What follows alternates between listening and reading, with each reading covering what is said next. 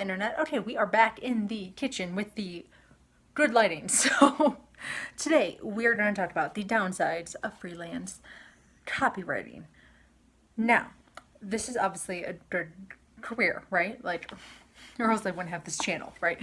It's a good career. But I think between all of the people still out here on the beaches in countries selling you the dream of making $500 million from copywriting and never working a day again in your life, there are some downsides, which nobody seems to talk about. Everyone thinks it's an easy career, whereas if you were talking about like programming or engineering, even though I would argue that those are harder, I would agree. But like everybody just assumes that those careers are hard and you have to work hard at them. And like copywriting somehow, because you like got an A in an eighth grade English paper, you naturally can just like be a copywriter and make six figures by tomorrow, right? So, which is a whole nother debate. But today we're just going to talk about the downsides of it as a career in general. If you're thinking of getting into it, here are just some things you should know. Number one, which is probably the most frustrating part for me, not that all of them aren't frustrating, but this is the one that gets me, is that you're not often in control of the entire creative process. So you can give, like, I've given clients copy, and then when it finally goes live, it's one of those like copy pages with like the yellow flashing lights and a whole bunch of chaos. And I had no control over that because their designer, that's how they wanted to do it. It really depends on who in the company has like more say than you. Like I've worked with some clients who like the designer's their old like best college friend. So everything that they respect their opinion more than me. So whether or not that person is launched campaigns and made six figures in sales at the end of the result or whatever it is, they just have the ultimate say. And sometimes as a copywriter, that is extremely frustrating because also you're not in control of the outcome. Like I've had clients who just like will put my page live and they're like, this is getting terrible results. And I'm like, well, okay, but like how are you sending people to like this page, right? Like, okay, all these things are happening, but how are people getting there, right? Like I wrote the copy, but people have to get there. And they were like, oh, we didn't plan for that. We just thought if we like put it up somehow, like it would just happen like magically, like so you're not in control of that unless you are a consultant or you worked in like marketing for the company kind of like more in general. Then you kind of have more of a say. And then the second downside is that you also need to take care of yourself in the short term and the long term. And in the long term, that means insurance and retirement. When I was in my early 20s, I kind of YOLO'd my insurance and gambled. And then in my like mid 20s, I got like catastrophic insurance where I was like, well, if I get hit by a car, I shouldn't, you know, have to declare bankruptcy. And then like later on, I got better insurance. But you gotta pay for that on your own. And I mean, mainly I'm talking to my US people, like, please, to my other friends in other countries who are like, blink twice if you're okay. And I'm like, we're not okay in America, but you need to save for your retirement and get yourself insurance. And, I started doing the math in my like late 20s on like how much I was saving for my retirement compared to my friends who had like 401ks where their companies were matching. And I was like internally screaming and I needed to like roll that ball like a lot faster. So you need to do that. And then secondly, taking care of yourself in the immediate means you need to learn how to separate yourself from your work. And a lot of people who get into the freelance game, it's very hard. It's very hard because every minute you're existing just as a human being, you could theoretically be working. It took me like 6 or 7 years to even like not work weekends. Very healthy. And I just want people to do that earlier than I did it, right? Of course I didn't have kids. Of course there's a million factors that it's easier when you're 21 to just like work weekends than when you're like 35, right?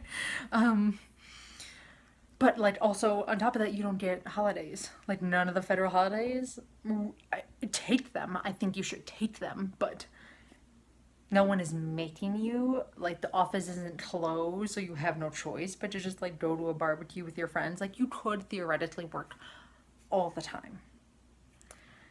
So that leads into like another point later, but that's just something you have to keep in mind, and is a huge downside. I mean, I know everyone's like, oh, the slavery of the 9 to 5. Like, sometimes it's nice to like leave a job at 5 o'clock, which is usually 6 or 7, let's be real, but which is the problem. But to like leave it and then like go home and be done. The problem with being a freelancer is like it follows you everywhere. All the time you're thinking about it. Especially when times are bad. When like your leads are drying up and your money's drying up, then it's just like this constant like just demon, I guess, that's just in the back of your head following you around to like work harder. But so you need to deal with that. Point three, that's a downside, is that you have to run a business instead of just being creative all day. I think at most I'm able to be creative for like 4 hours a day of just like pure fun, putting together campaigns and writing and all of that. And like every other waking hour is running the business to be alive, right? Like the emails and the pitching and the dealing with clients and the management and the billing and the software. And there's a lot of automations and tools that can help you with that. But at the end of the day, it's still going to take a lot of hours, and it takes a long time to get there. Point number 4, that is a downside to this career, is you constantly have to keep the pipeline full. Even if you're good at asking for referrals, even if you think your work is just going to speak for itself, and like there are plenty of talented people who are broke in all aspects of life, right? If you're not out there like marketing yourself and filling that pipeline of like potential clients and work, they're not going to come. You know, like if you want to ask, like a lot of people think like, oh, just like ask your clients for more clients. Yes. But also you have to expect that those clients, one, have friends in your kind of like target market kind of clients you like to work with. And 2, they even know people who can pay you, right? Like these are factors, or they're like well networked, or they have a network at all. You know, I've had a lot of clients, like I love working with them. And then they've sent me like some of their other clients and friends, and now you're in an awkward position where this person you don't want to work with because you guys just like don't vibe. But saying no also hurts your client relationship, and it's a delicate balance. So like a referral's a gold mine. No, can they be? Sure, but like either way, clients all the time. Point number 5 is that the income is unstable. No matter how good you are at the pipeline and the work and the this, it just happens. It goes through times. It goes through ups and downs. The entire world goes into a, you know, I think YouTube censors the word, so we're going to call it a panini. The whole world goes into a panini, and then what can you do, right? It's just the nature. At the same time, I understand that jobs are unstable. You can just get fired out of nowhere, right? That happens to all of us. But it's unstable. And it's a little more unstable than jobs because it's like month to month, like kind of differences. So you just need to keep that in mind. There's a million ways you can offset that with like saving money, you know, like working harder in your busy months and then kind of like coasting in your slower months, all those kinds of things. But it is unstable no matter what the YouTube gurus tell you. Okay. Number 6. And this one I don't think people like to talk about.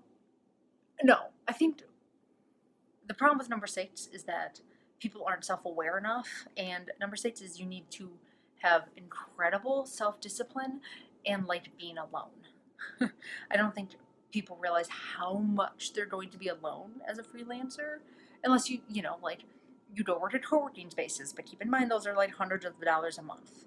Or you like join some kind of accountability group, like are those people cool? Are they as disciplined as you are? Like there's a lot of factors in like finding like accountability buddies and all those kinds of things. It never worked for me because no one maintained. No one kept doing it. So, but I think a lot of people think they're self-disciplined really, really, really well. And they're maybe not. And I think that's the biggest struggle that people struggle with as freelancers. And, you know, I think a lot of people think they're a lot more disciplined than they are. And it's like, I would ask, like, okay, how consistent are you in the gym, for example, or with like habits in your life? Like, how consistent are you in the things that matter? And if very much so, then I think freelancing is great for you. If you've started and stopped the gym like 100,000 times, or writing habits, or any other kind of habits, I would work truly on like building those habits before you just upend your entire life and just hope that you will somehow magically develop the self-discipline to pitch every day, write every day, answer emails every day, create copy every day, learn your skills every day, like all of these things that require this like every single day, grind after grind, because it's an entirely different kind of career path than a job. Very different. Which ties into number 7, is that it's a very self-directed career. You need to be able to give yourself tasks. If you just sit around like, oh, there's nothing in my email inbox today, guess there's just no work today. Okay, well, as the boss and CEO, what are the tasks? What are the KPIs? What are the objectives? What do you need to get done this week? What do you need to get done this month? How fast can you make that happen? Will you make that happen? When are you going to do it? Are you going to time block? All of these things to like direct yourself, like you're the boss and the employee, and it's like this constant battle between the two of like not thinking you're like a tyrant of yourself and not thinking you're like this lazy employee, but like the balance. And you have to learn how to like manage yourself. You're also like a manager in this like 3-point relationship. So you have to be able to do that. A lot of people who have jobs are used to going into their job. They get their assignments for the day, their career, like their little checklists, and then they do the checklists, and then they just go home and they don't think about it. It's an entirely different kind of career, and it's all in your control, which is the greatest and most terrifying part of all of it, right?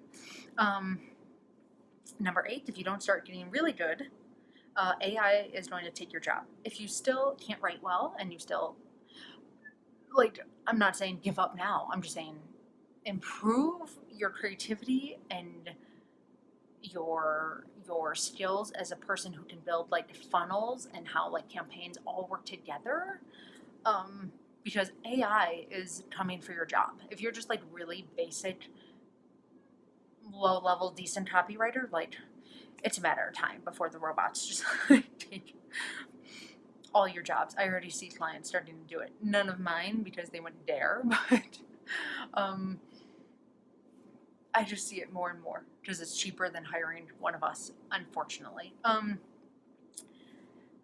then the last one is that the beginning is rough and nobody prepares you for that. Everyone thinks it's like 6 figures in 6 months, which is possible.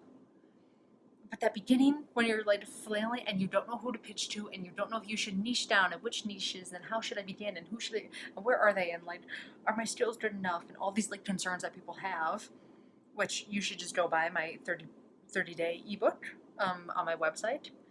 If you want like a 30-day plan for getting clients, you know you're ready to get clients, it's time to get clients, here we go. Print it out, 30 days, day 1, check, day 2, check. I mean, you can like speed run it too. I know some people who do it in like a week, and then, which is fair too. But the beginning's rough, and you just have to accept it's rough, and it gets better, and there'll be times where clients stiff you, and you'll miss deadlines, and you'll mess up, and that is okay. That's the cost of entry, but nobody prepares you for it until like you're in it, but just know it gets better. Okay, I think that's pretty much it. I think that's pretty much 9 things that you have to keep in mind if you're going to become a freelance copywriter in the next year or 2, that people don't warn freelancers about. So that is it. I think that's it. Yes. Anything else I forgot, forget it, and just you'll figure it out as you go. Bye, guys.